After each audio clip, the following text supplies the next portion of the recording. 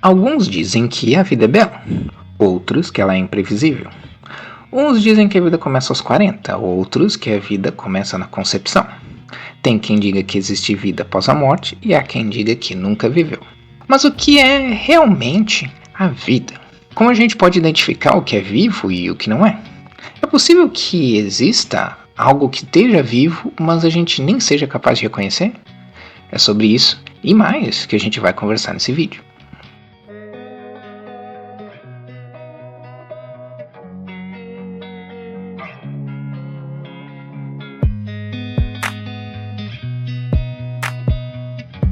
E aí pessoal, tudo certo?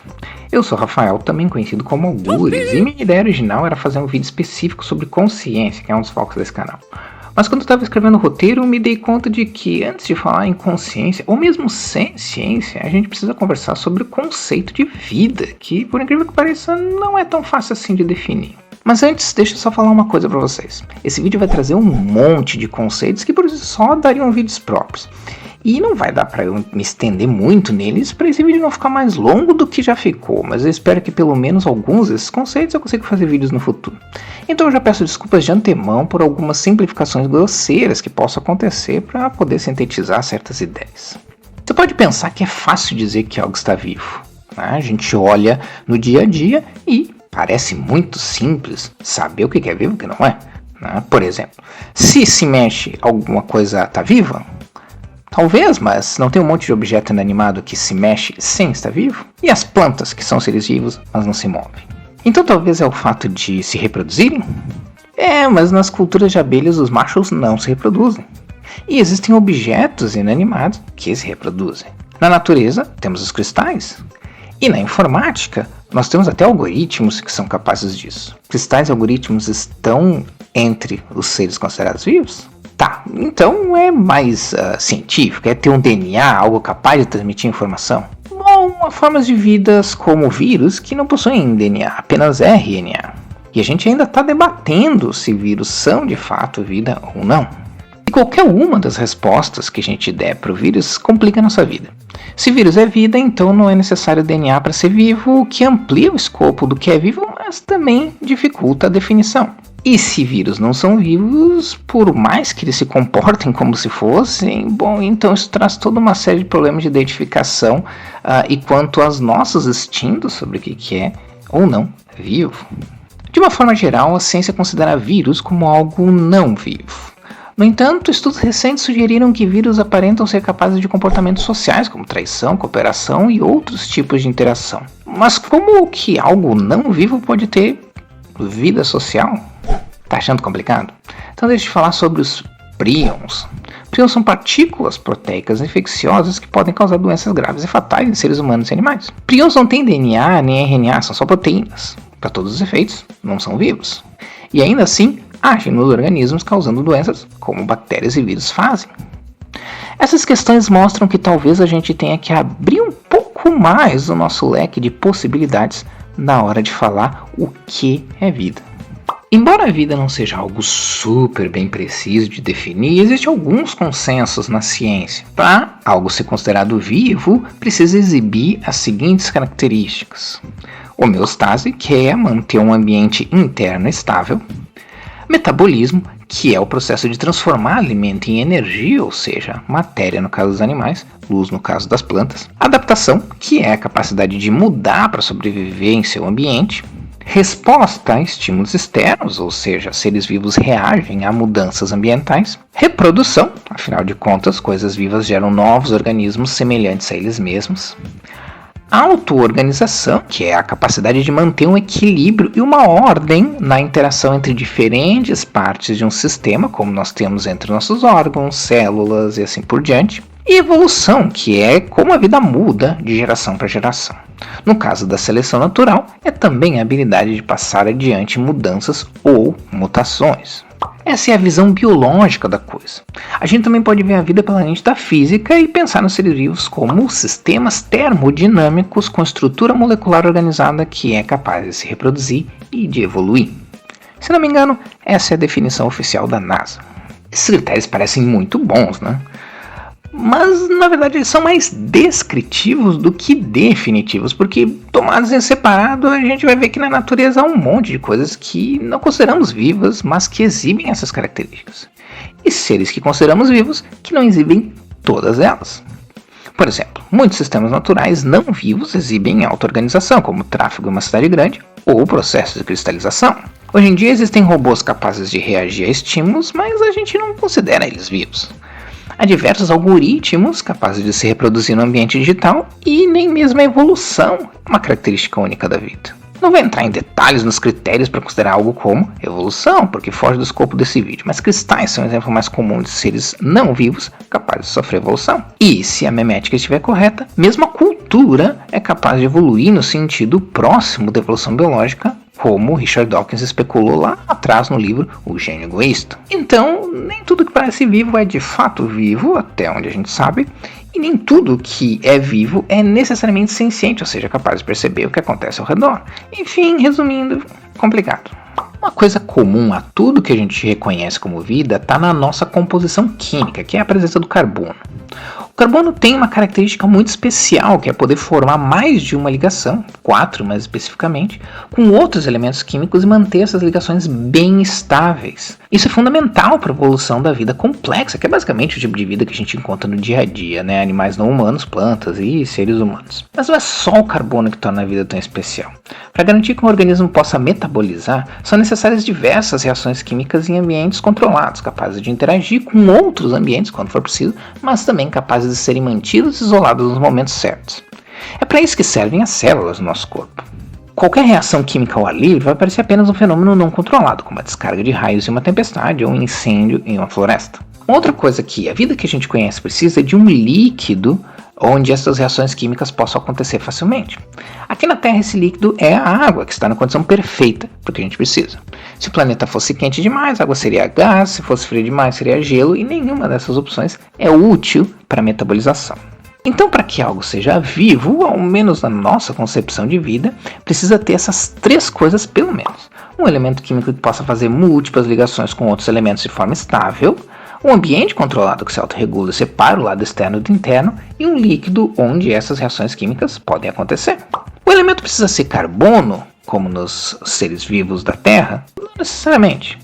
As células precisam ser formadas pelos mesmos tipos de elementos? Não necessariamente. O líquido precisa ser água? Não necessariamente. Ainda assim, é difícil encontrar substitutos para essas opções. Uma porque elementos como hidrogênio, oxigênio e carbono são ridiculamente comuns no espaço, então é de se esperar que sejam os mais comuns na criação de vida em qualquer lugar também. Então, por exemplo, para que o líquido seja outra coisa que não água, o ambiente externo de um organismo tem que ser muito diferente do nosso. Por exemplo, Titã, uma das luas de Saturno, possui montanhas, rios, lagos, oceanos, mas é tão fria que as montanhas são feitas de gelo e o etanol e o metano, que na Terra encontramos naturalmente como gás, são líquidos. Se existe vida lá, é possível que não seja baseada em carbono e provável que não use água.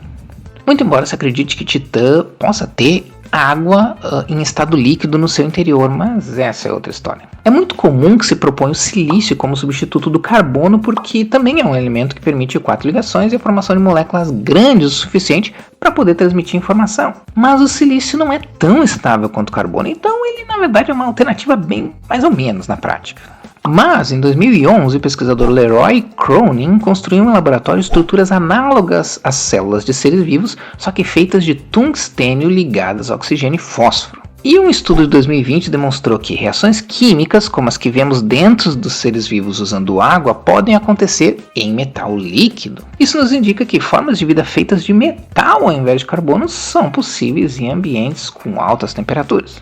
Existe um monte de substitutos para bioquímicas alternativas hipotéticas. Se quiser um vídeo só sobre isso, me avisa aí nos comentários. Será possível que existam formas de vida que a gente nem é capaz de reconhecer só porque são muito diferentes daquilo que categorizamos como vida? Essa é uma pergunta bem pertinente e que segue sem resposta, na verdade.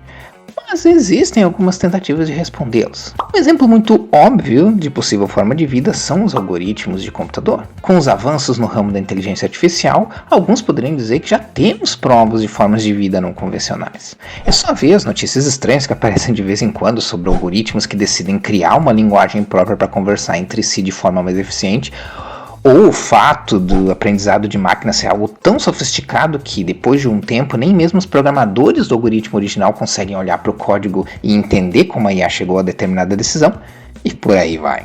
A gente se foca tanto na possibilidade, ameaça, de IA se tornarem conscientes que pouco a gente para pensar que, para ser vivo, não precisa ser consciente como um ser humano. Bactérias são vivas, plantas são vivas.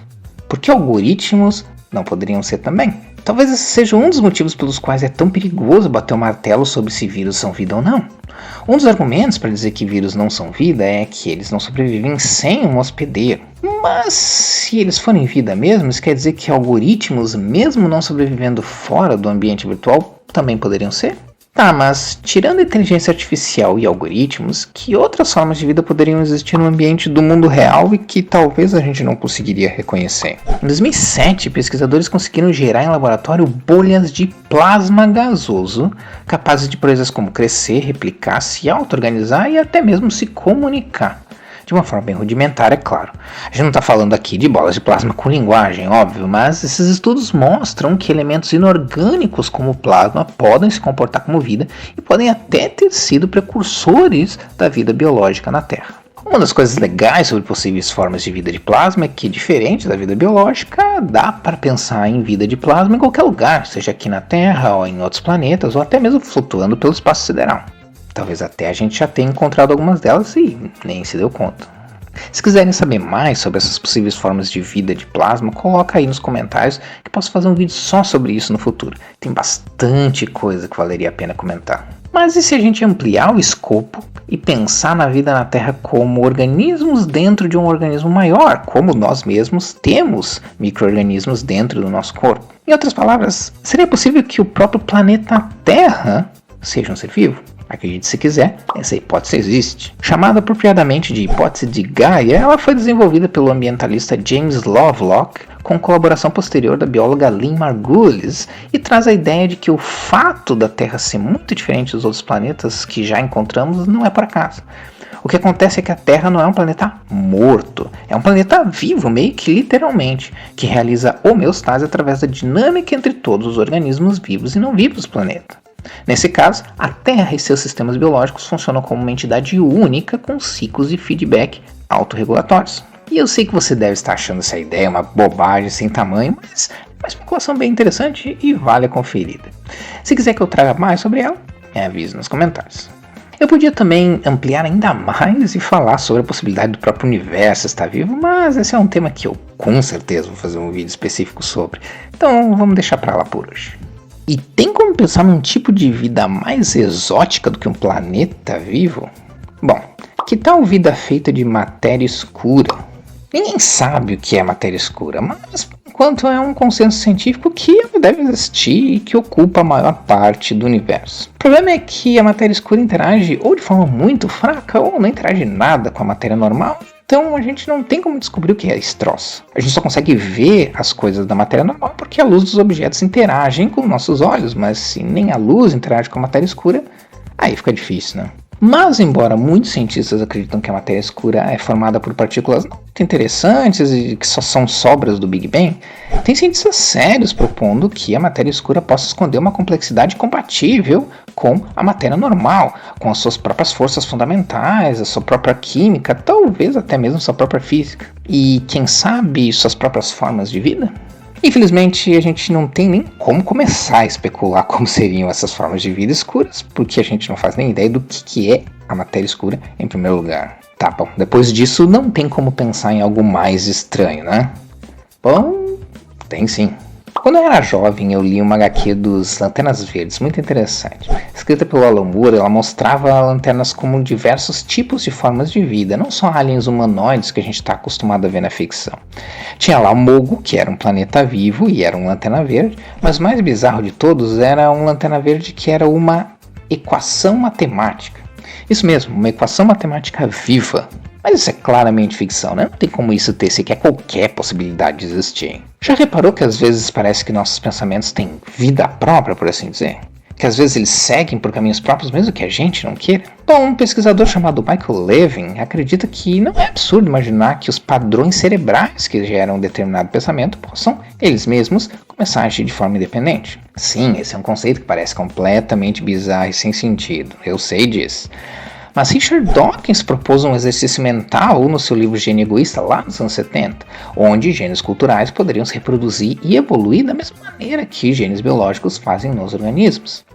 É desse exercício mental que vem o termo meme, que é o nome que ele deu para os genes culturais. Podemos dar um passo à frente e ampliar o escopo desse exercício mental do Dawkins. E se esses genes culturais evoluírem para organismos culturais que sobrevivem melhor que memes individuais? Assim como os organismos biológicos sobrevivem melhor do que genes biológicos individuais. Aí estaremos falando de seres que são, sei lá, músicas, ou padrões de imagem, ou clichês narrativos, que sobrevivem da mesma maneira que organismos biológicos, cooperando com outros padrões culturais, sendo egoístas, ou mesmo se comunicando. Eu sei, dessa altura do campeonato sua cabeça já deve estar dando um nó, né? Mas vamos pegar um outro exemplo, que já comentamos nesse vídeo.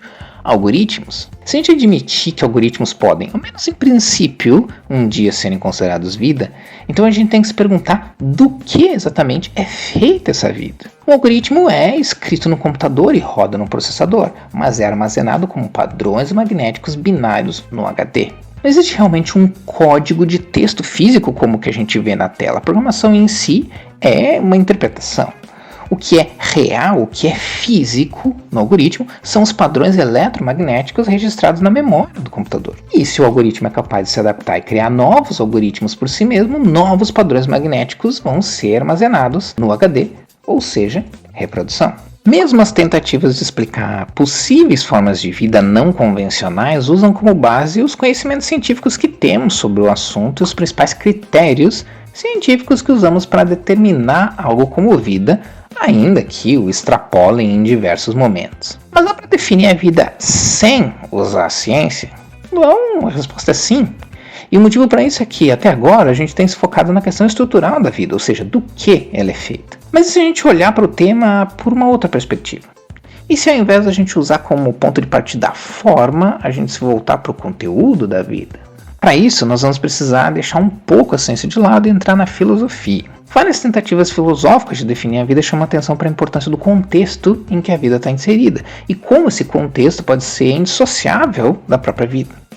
Em outras palavras, para alguns filósofos não dá para falar sobre viver sem falar do processo pelo qual um ser vivo passa, que envolve seu ambiente interno, externo, psicológico, cultural e social.